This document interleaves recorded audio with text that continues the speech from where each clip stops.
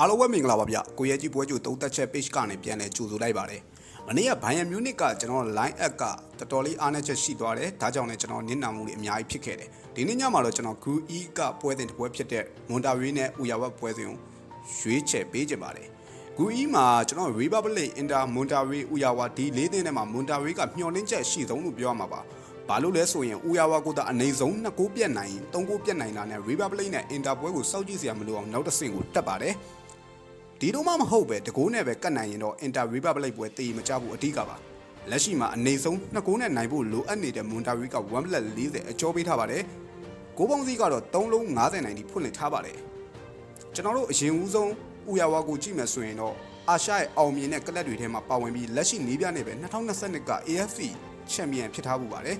2023 2024 2024နဲ့2025ခုနှစ်တွေမှာတော့ play-off အဆင့်တော့မရောက်နိုင်ခဲ့ပဲလက်ရှိပြည်တွင်းလိမ့်မှာလည်းအဆင့်6နေရာမှာရပ်တည်နေက22ပွဲမှာပေးကိုက20တိရှိတာပြီးလက်ရှိနောက်ဆုံး6ပွဲမှာလည်းတပွဲသာဂိုးမပေးရတဲ့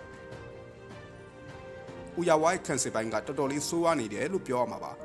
လက်ရှိကျွန်တော်တို့ဒီကလပ်ကပ္ပဖလားပွဲမှာလည်း Republic ကို3ဂိုး Inter ကို2ဂိုးပေးထားရပါတယ်တိုက်စစ်ပိုင်းကဂိုးပြန်သွင်းနိုင်ပေမဲ့ကန်စစ်ပိုင်းအားနည်းချက်တွေရှိနေတဲ့အနေအထားမှာနိုင်မရမဲ့မွန်တာဝီကိုဟန်တားနိုင်ဖို့ကတော့တေချာပေါက်ခက်ခဲလာနိုင်ပါတယ်။ရာမိုဦးဆောင်တဲ့ကန်စစ်ပိုင်းကွင်းလန်နဲ့တောင်ပန်မှာဆိုရင်လည်းကျွန်တော်လူကတ်အိုကန်ပိုဆာချီယိုကာနာလက်စ်ကို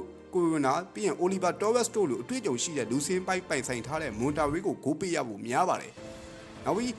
လက်ရှိနီးပြတ်တဲ့လက်ထက်ပထမဆုံး2ပွဲမှာလည်းကစားခတ်တဲ့2သင်းလုံးစီကတေ2မှတ်ရယူထားနိုင်တဲ့မွန်တာဝီတို့Uyawaကိုအသာစီးများနိုင်တဲ့အကြောင်းမရှိပါဘူး။ဒါကြောင့်1.40မှာတကိုးနဲ့နိုင်ဖို့မပြောနဲ့တစ်ဖက်ပွဲရဲ့ရက်လက်ကိုမကြည့်ချင်ဘူးဆိုရင်ဒီပွဲမှာအနိုင်ကအနေဆုံး2ဂိုးပြတ်ဖို့လိုအပ်နေတဲ့မွန်တာဝေးဘော်ဒီကိုယနေ့ညအတွက်လက်မလွတ်တမ်းဆွဲကင်ထားဖို့သုံးသပ်ပေးလိုက်ပါတယ်